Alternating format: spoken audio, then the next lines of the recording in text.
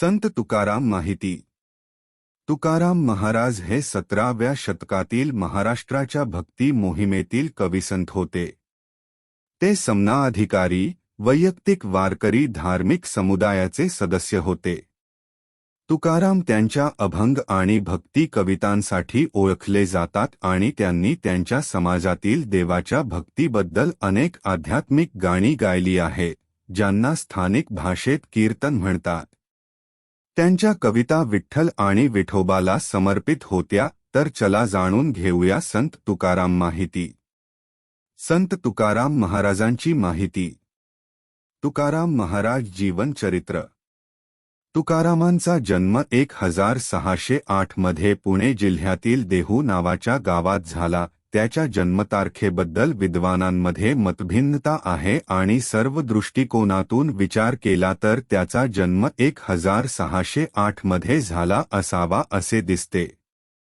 पूर्वीचे 8वे पुरुष विश्वंभर बाबा यांच्यापासून त्यांच्या कुटुंबात विठ्ठलाची पूजा चालू होती. त्यांच्या कुळातील सर्व लोक नित्यनेमाने वारी पंढरपूरला जात असत. देहू गावचे सावकार असल्याने त्यांचे कुटुंब तेथे प्रतिष्ठित मानले जात असे. त्यांचे बालपण आई कनकाई आणि वडील बोल्होबा यांच्या देखरेखीखाली मोठ्या काळजीने गेले, परंतु जेव्हा ते जवळजवळ 18 वर्षांचे होते तेव्हा त्यांच्या आईवडिलांचा मृत्यू झाला आणि त्याच वेळी देशातील भीषण दुष्काळामुळे त्यांची पहिली पत्नी आणि लहान मूल भुकेने वेदनेने मरण पावले. या संकटांच्या कहाण्या खोट्या आहेत. संत तुकाराम त्या काळात मोठे जमीनदार आणि सावकार होते हे लेखन खोटे आहे. त्यांची दुसरी पत्नी जिजाबाई या अतिशय कर्कश होत्या. सांसारिक सुखांपासून ते अलिप्त झाले. मनाला शांती मिळावी या विचाराने तुकाराम दररोज देहू गावाजवळील भवनाथ नावाच्या टेकडीवर जाऊन विठ्ठलाच्या स्मरणात दिवस घालवत असत. त्यांचे कुटुंब कुणबी समाजाचे होते. तुकारामांच्या कुटुंबाचा किरकोळ विक्री आणि पैसे उधार देण्याचा त्यांचा स्वतःचा व्यवसाय होता, तसेच शेती आणि व्यापार होता. त्यांचे वडील विठोबाचे भक्त होते.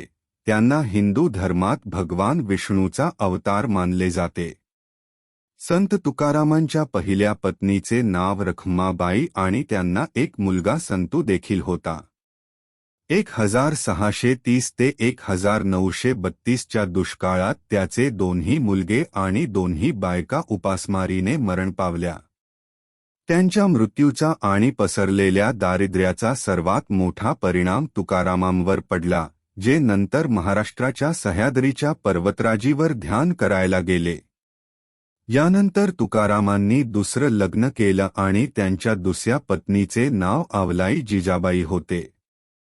मात्र त्यानंतर त्यांचा बराचसा वेळ उपासना, भक्ती, सामुदायिक कीर्तन आणि अभंग कविता करण्यात गेला.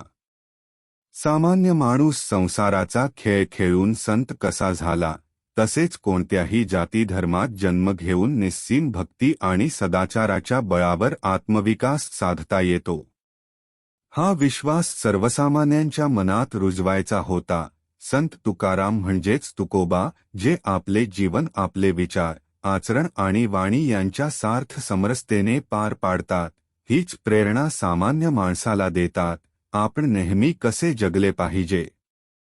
त्यांच्या आयुष्यात एक वेळ आली जेव्हा ते त्याच्या आयुष्याच्या पहिल्या 6 माहीत झालेल्या अपघातांमुळे निराश झाले होते. त्याचा जीवनावरील विश्वास उडाला होता. अशा स्थितीत त्यांना कुणाच्या तरी आधाराची नितांत गरज होती. कुणाचाही तात्पुरता आधार नव्हता. म्हणून त्यांनी आपला सर्व भार पांडुरंगावर सोपवला आणि साधना सुरू केली. त्यावेळी त्यांचे गुरु कोणीही नव्हते. भक्तीची परंपरा कायम ठेवत नामदेवांनी भक्तीचा अभंग रचला. तुकारामांनी प्रपंचाची आसक्ती सोडण्याविषयी सांगितले असेल, पण संसार करू नका असे कधीच म्हटले नाही. खरे सांगायचे तर कोणत्याही संताने संसाराचा त्याग करण्याविषयी कधीही बोलले नाही. याउलट संत नामदेव, एकनाथ यांनी सांसारिक कर्तव्ये शिस्तबद्ध पद्धतीने पार पाडली. तुकाराम ऐहिक सुखांपासून अलिप्त होत होते. त्यांची दुसरी पत्नी जिजाबाई एका श्रीमंत घराण्यातील कन्या होती आणि ती अतिशय कुरूप स्वभावाची होती. पहिली पत्नी आणि मुलाच्या मृत्यूनंतर तुकारामांना खूप दुःख झाले. आता वंचितांचा आणि संकटाचा भयानक काळ सुरू झाला होता. तुकारामांचे मन विठ्ठलाचे भजन गाण्यात रमले, त्यामुळे त्यांची दुसरी पत्नी रात्रंदिवस टोमणे मारत असे. तुकाराम इतके तल्लीन असायचे की एकदा ते बैलगाडीतून कोणाचा तरी माल घेऊन जात होते. पोहोचल्यावर गाडीत भरलेली पोती वाटेत गायब झाल्याचे दिसले. तसेच पैसे वसूल करून परत येत असताना एका गरीब ब्राह्मणाची दुःखाची गोष्ट ऐकून त्याला सर्व पैसे दिले. वडिलांच्या मृत्यूनंतर 1 वर्षाने आई कनकाईचे निधन झाले. तुकारामांवर दुःखाचा डोंगर कोसळला. त्यानंतर वयाच्या 18व्या वर्षी ज्येष्ठ भाव सावजी भावज यांच्या पत्नीचे निधन झाले. आधीच घरात सावजीचे लक्ष नव्हते. पत्नीच्या मृत्यूनंतर ते घर सोडून तीर्थयात्रेला गेले. जे गेले ते परत आलेच नाही. तुकारामांनी धीर धरला. त्यांनी धीर सोडला नाही. उदासीनता, निराशा असूनही वयाच्या 20व्या वर्षी त्यांनी यशासह घरातील कामे करण्याचा प्रयत्न सुरू केला. पण हेही काळाला मान्य नव्हते. त्याच वर्षी परिस्थितीने प्रतिकूल स्वरूप धारण केले. दख्खनमध्ये मोठा दुष्काळ पडला होता. 1529 मध्ये मोठा दुष्काळ पडला होता. उशिरा पाऊस पडला. असे असताना अतिपावसात पीक वाहून गेले. लोकांच्या मनात आशेचा किरण उरला होता. परंतु 1530 मध्ये अजिबात पाऊस पडला नाही. सगळीकडे हाहाकार माजला होता. धान्याचे भाव गगनाला भिडले. हिरवे गवत नसल्याने अनेक जनावरे दगावली. अन्नटंचाईमुळे शेकडो लोकांचा मृत्यू झाला. श्रीमंत कुटुंबे माती चाटू लागली. तरीही दुर्दशेचे चक्र संपले नाही. 1531 मध्ये नैसर्गिक आक्षेपांनी त्यांचा कळस ओलांडला. अतिवृष्टी आणि पुराच्या तडाख्यातून काहीही सुटले नाही. दुष्काळ आणि निसर्गाच्या प्रकोपाचा सलग 3 वर्षे सामना करावा लागला. तुकाराम महाराजांच्या जीवनातील कथा. संत तुकारामांच्या जीवनातील ही कथा आहे. जेव्हा ते महाराष्ट्रात राहत होते तेव्हा शिवाजी महाराजांनी त्यांना मौल्यवान वस्तू भेट दिल्या, ज्यात हिरे, मोती, सोने आणि बरेच कपडे होते. पण संत तुकारामांनी सर्व मौल्यवान वस्तू परत पाठवल्या आणि म्हणाले, हे महाराज, हे सर्व माझ्यासाठी निरुपयोगी आहेत. माझ्यासाठी सोन्यामातीत फरक नाही. या भगवंताने मला आपले दर्शन दिल्याने मी आपोआपच तिन्ही जगाचा स्वामी झालो आहे. मी हे सर्व निरुपयोगी सामान परत देतोय. जेव्हा हा संदेश महाराज शिवाजीपर्यंत पोहोचला तेव्हा अशा परिपूर्ण संताला भेटण्यासाठी महाराज शिवाजींचे मन व्याकुळ झाले आणि ते त्याच वेळी त्यांना भेटण्यासाठी निघून गेले. तुकाराम महाराजांच्या आयुष्याचा शेवट. संत तुकारामांचे संपूर्ण जीवन जाणून घेतल्यावर येथे संतांसोबत दुर्जनही राहतात हे लक्षात येते. पण संतांच्या भक्तीपुढे त्यापैकी एकही हलत नाही. भगवंताच्या उपासनेत तल्लीन झालेले संत संसारी जीवनाच्या कल्याणासाठी या पृथ्वीतलावर जन्म घेतात. ते 649 मध्ये विठ्ठलाच्या मंदिरात कीर्तन करत असताना संत तुकाराम अंतर्धान पावले. आषाढी एकादशीच्या दिवशी संत तुकारामजींची पालखी देहूहून पंढरपूरला नेली जाते. वर्षानुवर्षे यात्रेकरूंनी पंढरपूरला पायी जाण्याची परंपरा आहे. तुकाराम महाराजांचे 12 अभंग. 1. समचरणदृष्टी विटेवरी साजिरी. तेथे माझी हरी वृत्ती राहो एक. आणिक लगे माईक पदार्थ. तेथे माझे आर्त नको देवा ध्रुव. ब्रह्मादिक पदे दुःखाची शिराणी. तेथे दुश्चित झणी जडो देसी 2. तुका म्हणे त्याचे कळले आम्हावर. जे जे कर्मधर्म नाशवंत 3. 2.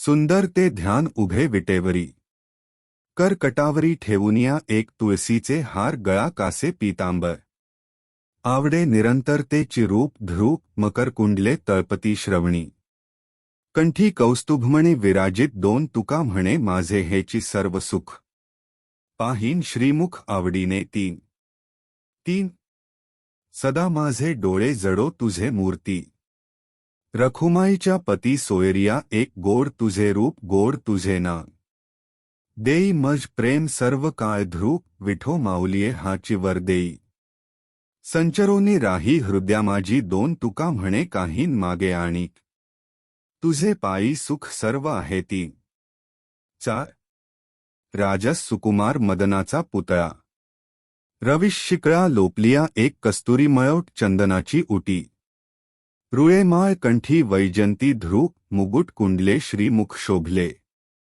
सुखाचे ओतले सकळ ही दोन कासे सोनसळा पांघरे पाटोळा घन्ये सांवळा बाह्यानो तीन सकळ ही तुम्ही भागे एकिसवा तुका म्हणे जीवा धीर नाही चार पाच कर्कटावरी तुळसीच्या माळा ऐसे रूप डोळा दाबी हरी एक ठेविले चरण दोन्ही विटेवरी ऐसे रूप हरी दाबी डोळा ध्रुप कटी पीतांबर कास मिरवली दाखवी वहिली ऐसी मूर्ती दोन गरुड पारावरी उभा राहिलासी आठवे मानसी तेची रूप तीन झुरोनी पांजरा होऊ पाहे आता येई पंढरीनाथा भेटाव्या चार तुका म्हणे माझी पुरवावी आस विनंती उदास करू नये पाच सहा गरुडाचे वारिके कासे पीतांबर सामळे मनोहर कैन देखेन एक बरवया बरवंटा घनमेघ सामवळा वैजंती माया गळा शोभे ध्रुप मुगुट माथा कोटी सूर्यांचा झळाळ कौस्तुभ निर्मळ शोभे कंठी दोन ओतीम श्रीमुख सुखाचे सकळ वामांगी वेल्हाळ रखुमादेवी तीन उद्धव अक्रूर उभे दोहींकडे वर्णिती पवाडे संकादिक चार तुका म्हणे नव्हे आणिकांसारिखा तोची माझा सखा पांडुरंग पाच सात वाळो जन्मज म्हणोत शिंदळी परी हा वनमाळीन विसंबय एक सांडूनी लौकिक जालिये उदास नाही भय आस जीवित्वाची दोन नायिके वचन बोलताया लोका म्हणे जालो तुका हरिरता तीन आठ आधिल्या भ्रतारे काम नव्हे पुरा म्हणोनी व्यभिचारा टेकलिये एक रात्रंदिस मज पाहिजे जवळी क्षण त्यानिराळी निगमे घडी दोन नाम गोष्टी माझी सोय सांडा आता रातले अनंता तुका म्हणे तीन नऊ हाची नेम आतान फिरे माघारी बैसले शेजारी गोविंदाचे एक घ्रीघी झाले पट्टराणी बळे वरिले सामळे परब्रह्म दोन बळीयाचा अंगसंग झाला आता नाही भय चिंता तुका म्हणे तीन दहा नाही काम माझे कास तुम्हांसवे होते गुप्त ठावे केले आता एक व्यभिचार माझा पडिला ठाऊका सरती लोकांमाजी जाले दोन धरावा लोभ काही मजविशी जाले देवपिशी तुका म्हणे तीन अकरा विसरले कुळ आपुला आचार पती भावे दीर घर सोय एक सांडिला लौकिक लाज भय चिंता रातले अनंता चित्त माझे दोन मज आता कोणी आळवाल झणी तुका म्हणे कानी बहिरी जाले तीन बारा देखेन बोले नायिके आणिक बैसला हा एक हरी चित्ती एक सासुरे माहेर मज नाही कोणी एक केले दोन्ही मिळवनिया दोन आळ आला होता आम्ही भांडखोरी तुका म्हणे खरी केली मात तीन